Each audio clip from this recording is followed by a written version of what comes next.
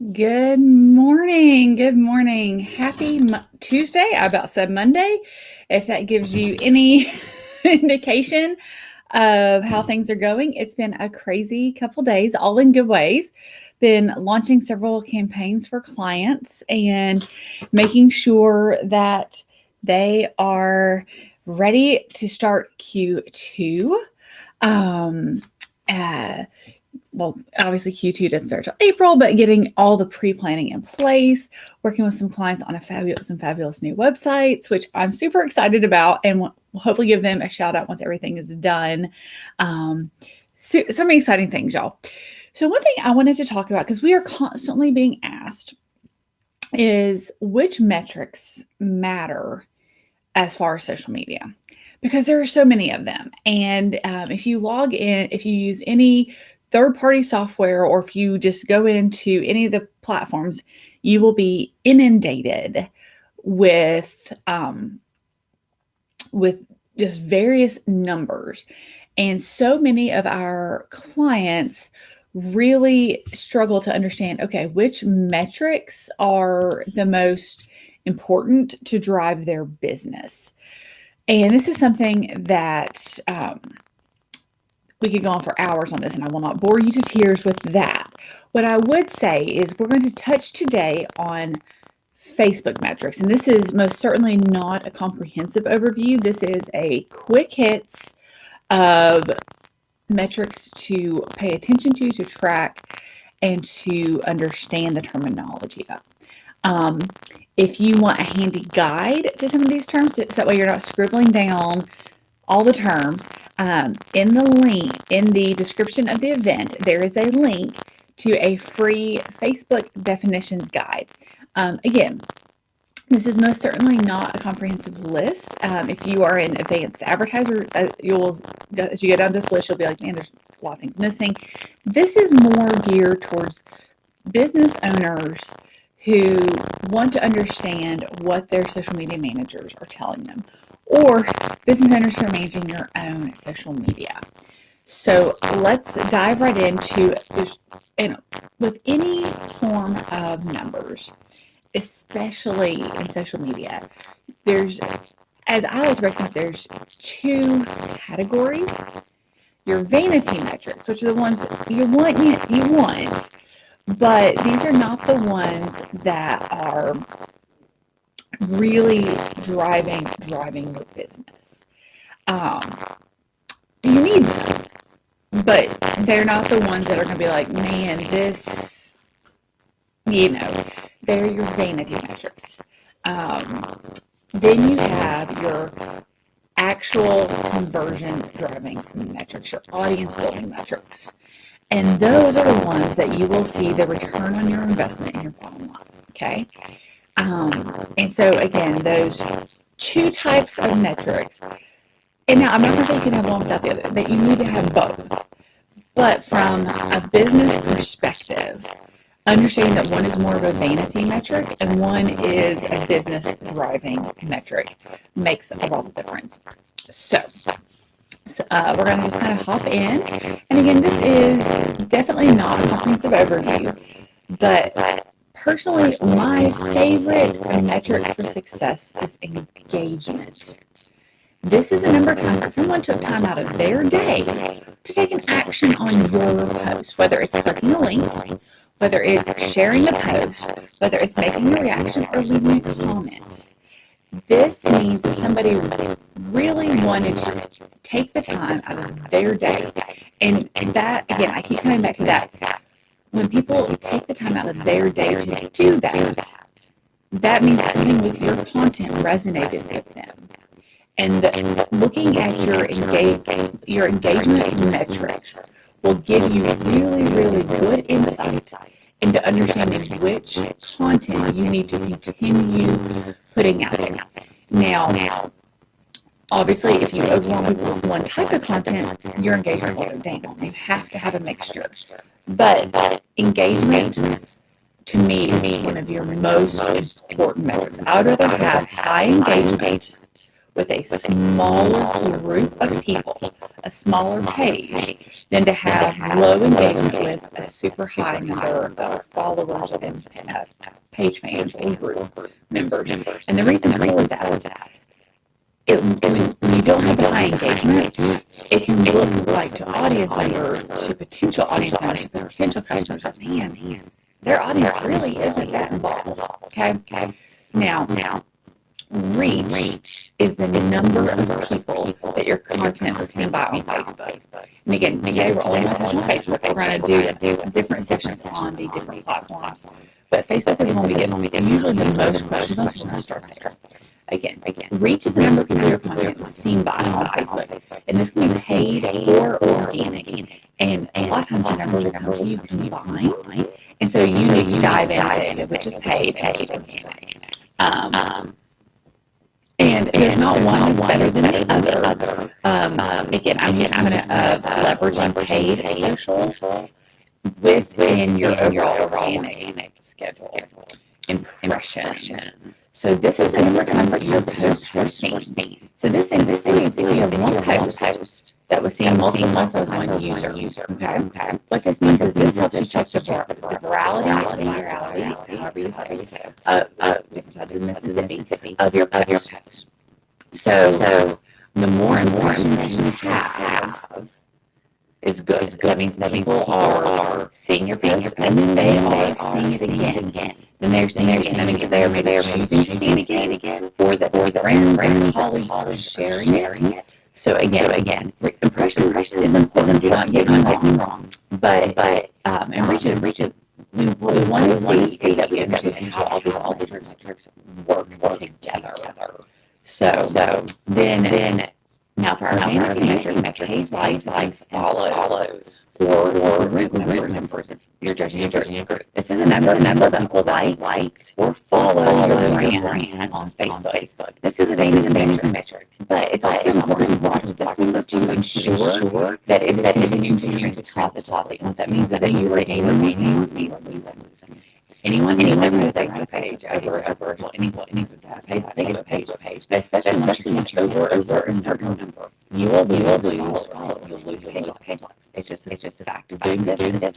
And a lot of that go through deactivated RL accounts, or Facebook isn't an account,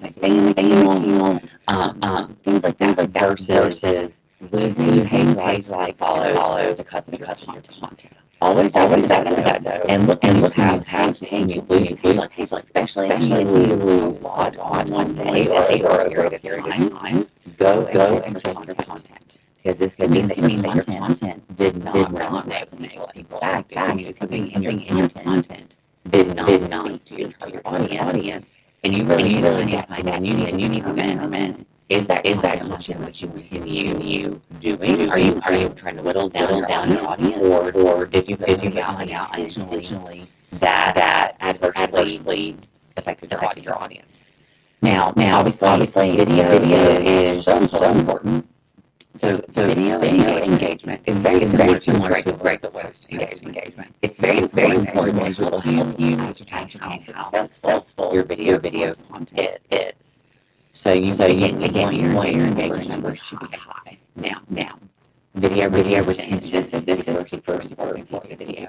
This is how much of your videos that your audience watches. So if you're doing videos and your audience is only watching 10 minutes, it might be time to videos, or do a little bit of research to make sure that you're taking out as much audience wants. Okay. Now, so those are more organic terms. So now terms that you see in your ads. All right. Again, most certainly not comprehensive. This is just the top ones that you will probably hear. Click-through rate.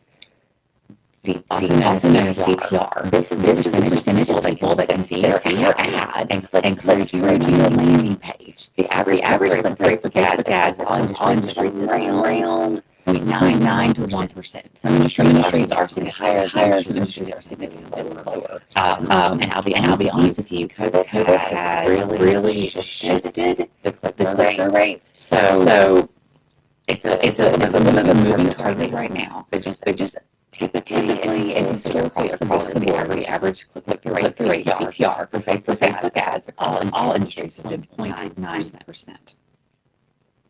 So if you're doing your math, that way you can start kind of tracking, okay, how are we doing? How much do we need to spend to get someone to get to our landing page to take action? And then once they get to that landing page, what percentage of people take action? And if you know that, and you know when you're spending to acquire someone, then you know how much you need to spend to get more customers. That's a conversation. So the next is cost per thousand impressions, CPM.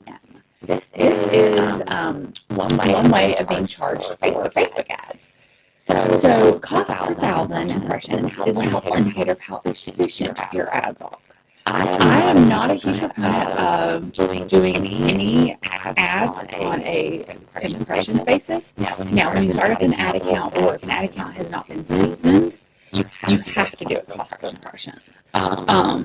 But as soon as you can switch to a different payment mechanism, I would. Cost per impressions is also fantastic for brand awareness campaigns. When you're more concerned with people knowing your brand versus taking action upon it. So if you're getting ready to do a rollout, this is a really good way to help build that audience and build that know trust factor. But again, it needs to be used as part of your overall strategy. Cost per action. So this is super important for you to help know if your ads are paying off. So cost per action measures your cost, and it's based upon a specific action that you designate, whether it's an app download or a purchase, or filling out a form. So again, with COVID, numbers have shifted a little bit, but historically, your average cost per action across all industries is around $18.50 to $19. Again, that's historically, COVID shifted some things for certain industries to be a lot higher and a lot lower. But cost per action is really important, because if you know your click-through rate, and you know what your cost per action is to get people to do that, you can figure out how much you need to keep spending to get your income goals, to sell X number of products, to sell X, Y number of services, to have people Z number of form fill out, whatever your targeted action is. So cost per click, this is probably the most common one, CPC, that most people know about. This is another way of being charged for ads. And I'm not going to say that cost per click is the most important thing, because it's not. Obviously, you want people to take action, but cost per click it's important to monitor and continue working to keep your cost per click low. So this is part of your optimization process. And again, your end goal is your cost per action, to keep that as low as possible. But making sure that your cost per click is low helps lower that cost per action.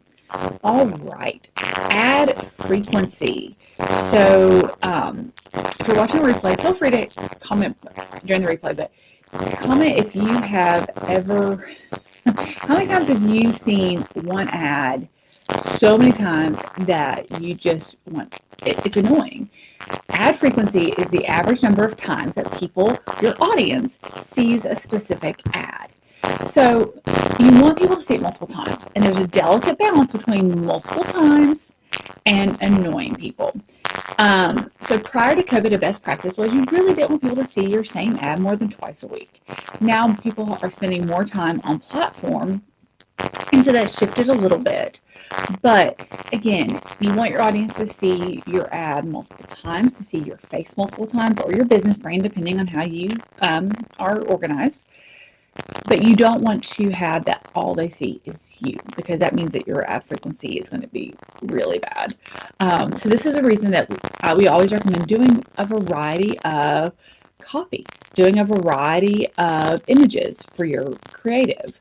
Keep your ads fresh, and that will help your audience continue to build the know, like, trust factor without undermining your authority by having you be too much of everywhere. And I know that's not really a proper phrase, but being too many places and overwhelming your audience. So the next one is a little bit of a Google one, but Facebook referral traffic, and this is important. And I want y'all to understand, if you do not have Google Analytics, also tied into a Google Ads account, even if you are not using ads, if you do not have Google Analytics set up on your page, I want you to not, please do not spend a penny of money on ads until you have analytics set up. Because you need to be able to track when people get to your website, what are they doing? What actions are they taking? What is their workflow? So, we'll get into that for a second, but Facebook referral traffic is the amount of visitors your website gets from Facebook. This includes paid and organic. And if you're using your UTM, your Google UTM codes, you can really see which campaigns are getting the most traffic and which campaigns, if you have your Google Analytics set correctly, are converting best. Because don't ever trust just the platform's metrics. Okay, and especially with their acquisition windows changing and all of the changes with the with Apple and the Pixel. If you are in the marketing world, you've been hearing nothing but this recently. So, a very quick overview of metrics. That being said, feel free to download the PDF and take a look at it. As a business owner, you really need to understand which metrics drive your business. So if you're a business that is really focused on more brand awareness than sales right now, which I don't know a lot of businesses that are focused more on brand awareness than sales, but if you are, then you really want to make sure that you are tracking your reach, your impressions, and that you are getting as much virality from your posts as possible, organic and paid. If you are a e-com, okay, you want to make sure, all right, your audience, are they clicking through? Awesome. Okay, now that they are on your website, are they purchasing? Okay, fantastic. Do you have your upsell in place? And if you don't, put your upsell in place. Never ever make it hard for people to give you money. That sounded really but never make it hard for people to give you money.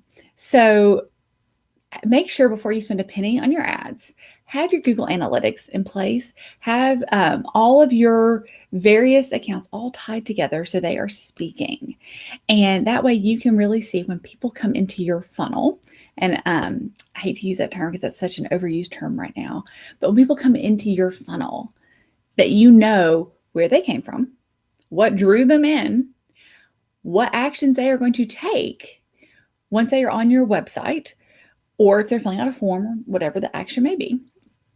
And then what are your next steps, your second steps, your third steps?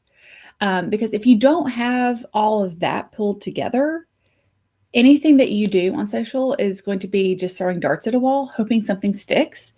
And especially right now, I don't know any business owners who have time to just throw darts at the wall and hope something sticks. So again, promise me that you will not run any ads until you have all of your dots set up. You know what the path is you want people to get on your website. And then once you start doing those ads, and even if you're not doing ads, you're doing organic only, still monitor it and understand where people go and how they engage with your website. And then I always recommend, and I think this is, and I was on a show the other week talking with another social media marketer about this.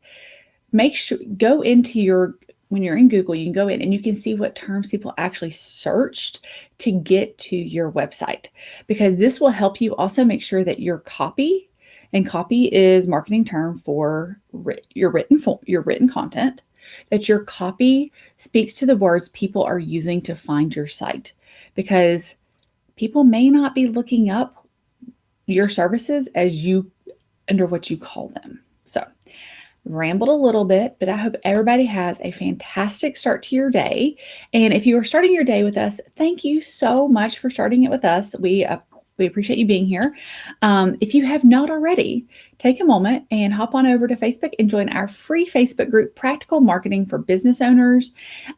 This is a group for strictly practical, no nonsense marketing tips, advice, best practices, things that you can take and walk away with that day and implement.